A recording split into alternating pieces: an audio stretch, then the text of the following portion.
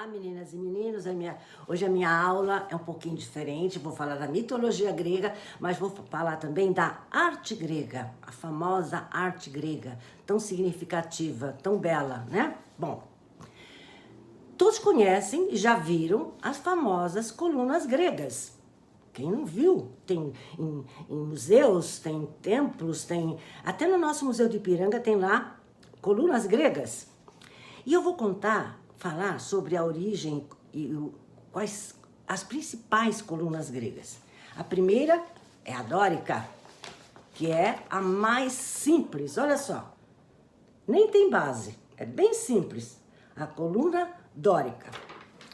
Aí tem a jônica, a coluna jônica, que é mais alta e sua superfície tem linhas esculpidas, de cima para baixo. E o capitel, quando eu falo capitel, o topo, parece um pergaminho gigante. Olha só, não parece um pergaminho gigante?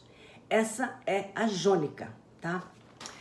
E agora eu vou falar da coluna coríntia. Essa tem uma história da mitologia muito interessante. Olha só. Vou contar a história da mitologia para saber como é que surgiu essa coluna coríntia, que eu vou mostrar. Olha só a coluna coríntia, olha. Vocês vão entender por quê, que é cheia de folhas, toda enfeitada. Essa é a coluna coríntia. No Museu do Ipiranga tem lá umas colunas coríntias, tá? Bom, e como é que nasceu qual a história da mitologia que explica essa coluna coríntia? Olha só, a história começa assim. Um jovem de Corinto, na idade de casar, morreu. Uma linda jovem, na idade de casar, morreu. Então sua aia, que amava aquela menina, pegou seus pertences, os pertences que ela mais amava, mais estimados, e colocou num cesto e a seguir colocou em cima do seu túmulo. Mas em cima do seu túmulo já tinha uma raiz de acanto, que estava sobre o túmulo da jovem.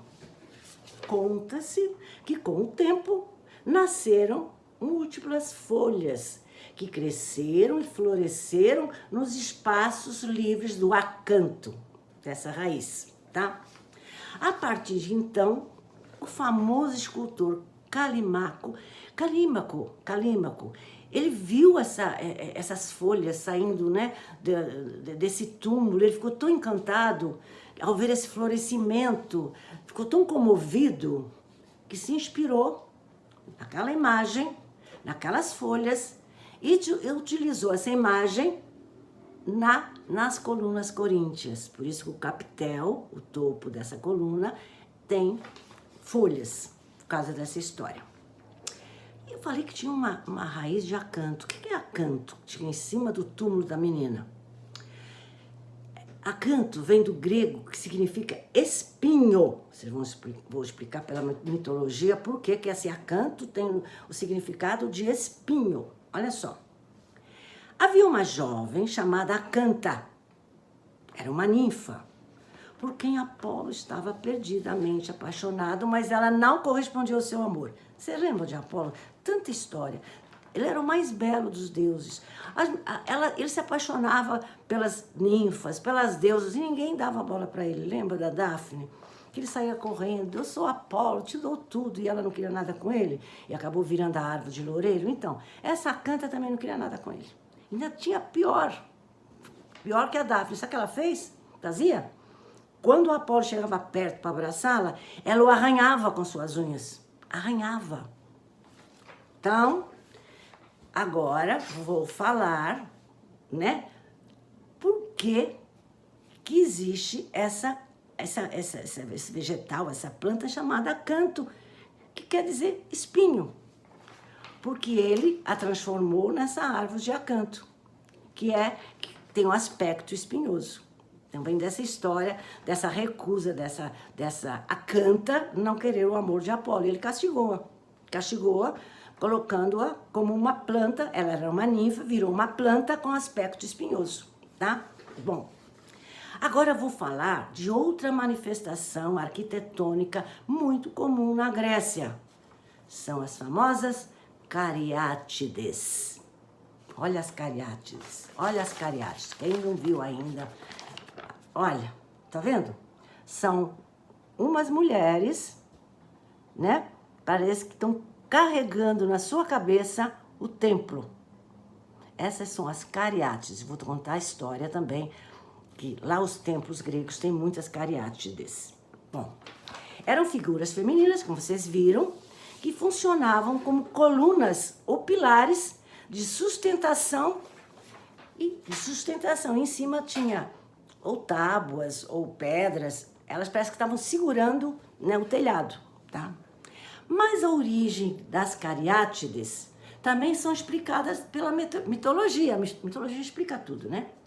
Tem várias versões, mas eu vou falar só sobre duas, as mais aceitas, vamos dizer assim. Essas cariátides seriam representações de virgens que dançavam para Diana. Lembra da Diana? Era a deusa que tinha um séquito de virgens, que ela era virgem também, não queria casar. Então, as cariátides seriam a representação dessas virgens, desse séquito de Diana. Mas tem outra versão, não tem nada a ver com essa.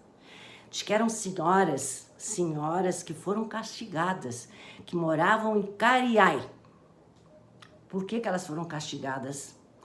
Porque apoiaram os persas contra a sua própria terra. Os persas, elas, numa guerra entre Cariai e os persas, elas ficaram do lado dos persas, ajudaram os persas. Como castigo, foram obrigadas a servir como transportadoras de cargas. Então, essa simbologia, né, delas estarem segurando o telhado, é para mostrar, também que segundo a mitologia, que elas eram transportadoras de cargas, tá? Bom, agora eu vou falar de outras esculturas. A mais famosa, que foi uma das 7 maravilhas do mundo antigo. Qual foi? Zeus, a estátua de Zeus em Olímpia, tá? Ela foi esculpida no século V a.C. pelo mais famoso escultor e artista chamado Fídias. As grandes obras da época da Grécia Antiga, do século V a.C., foram feitas por esse grande Fídias. Essa estátua de Zeus media mais de 10 metros. Dizem até, tem umas fontes que dizem 15 metros. E fora construída com ouro e marfim. E durou a sua confecção 8 anos. Fídias, esse escultor, representou Zeus sentado no seu trono, indicando sua superioridade sobre os demais deuses. Mas, foi o que eu falei, foi uma das 7 maravilhas do mundo antigo, mas ela não existe mais. Acredita-se ou conta-se que após 800 anos de existência, ela foi levada para Constantinopla, hoje Istambul, onde foi destruída em 462 d.C. por um terremoto, tá? Eu falei da estátua de Zeus, que ficava em Olímpia, mas todo mundo já ouviu falar em Olímpia, Olimpíada. Olímpia, onde ali se realizavam de 4 em 4 anos os famosos Jogos Olímpicos em honra a Zeus. Por isso que tinha aquela grande estátua, todos os heróis iam lá agradecer e fazer oferendas ao Zeus, tá? Lá em Olímpia. A data atribuída à primeira edição dos Jogos Olímpicos antigos é de 776 a.C. Não podiam participar nesses jogos antigos, nem estrangeiros, que eram chamados de bárbaros, nem escravos e nem mulheres. A última Olimpíada da Era Antiga foi realizada em 393 d.C. O imperador Teodósio I cancelou os jogos após proibir a adoração dos deuses. Eles achavam que isso tinha que ter a religião católica, não mais adorar os deuses gregos. Bom, mas nós continuamos com nossos Jogos Olímpicos. Esses Jogos Olímpicos que estão aí são chamados Jogos Olímpicos da Era Moderna. Foram recriados em 1896 em Atenas, na Grécia, berço dos antigos Jogos Olímpicos, pelo Barão de Coubertin, ou Pierre Coubertin. Esses Jogos Olímpicos até hoje são considerados os maiores eventos esportivos do planeta.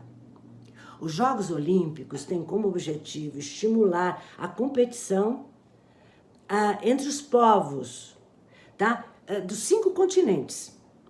E para terminar a aula, eu vou falar uma frase desse Coubertin, que reviveu os Jogos modernos.